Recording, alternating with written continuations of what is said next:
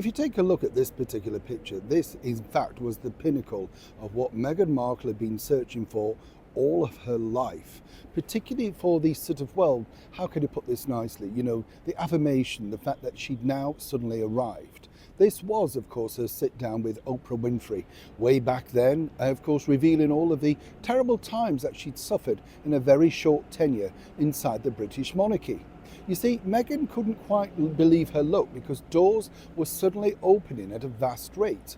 One particular instance I've never forgotten was during the interview with the disgraced chat show host, Ellen DeGeneres. And if you remember, Ellen said, you came to these studios before. And she said, oh yes, and I had to crawl through my car and there was all that sort of stuff. And Ellen very quietly said, a little bit different to today, isn't it? Basically meaning there was security and all the outriders and everything that Meghan had suddenly dreamt of. She could not believe it. Now she didn't have to work so hard because doors would simply open.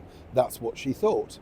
Moving forward though, what was fascinating about this particular story is simply this, because as we now know, Meghan is finding out that when Hollywood's done with you, they truly are done with you.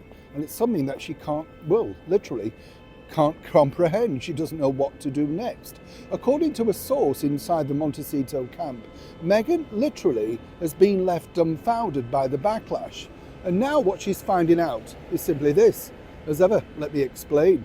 Hi, good to see you. Thank you so much in the very heart of Parliament today. Forgive that sort of thing there. There's always somebody having an argument on the road, isn't there? Nobody going quick enough and slow enough, all that sort of stuff. I don't know what we do you? By the way, on this day, did you know in 1878, Queen Victoria, the brilliant monarch of 60 years, she was given a demonstration of what we now all need and live and swear by. Yes, Alexandra Graham Bell and the telephone. Yeah, can you imagine? Can you imagine what that must have been like? Her saying, and you do what? And you speak into what?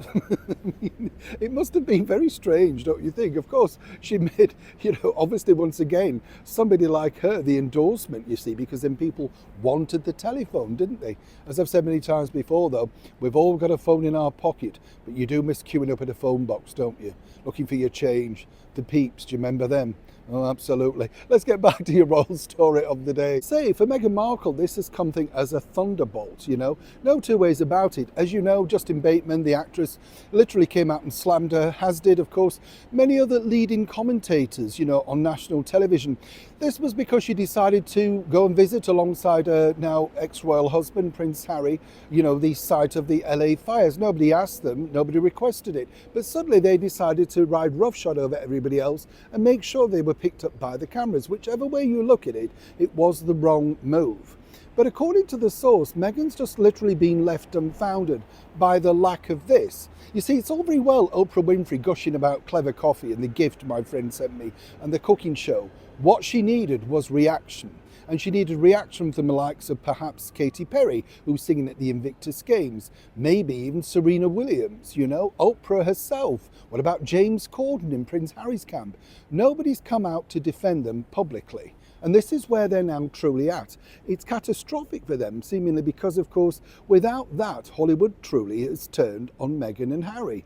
And the bottom line for them now is, and this is where it gets really interesting, according to a source, they thought about putting out yet another post explaining their reasonings behind turning up, as ever, allegedly. But so far, they have resisted.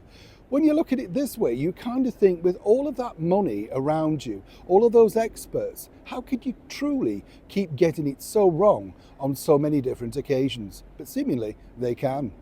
Neil Sean in the very heart of London.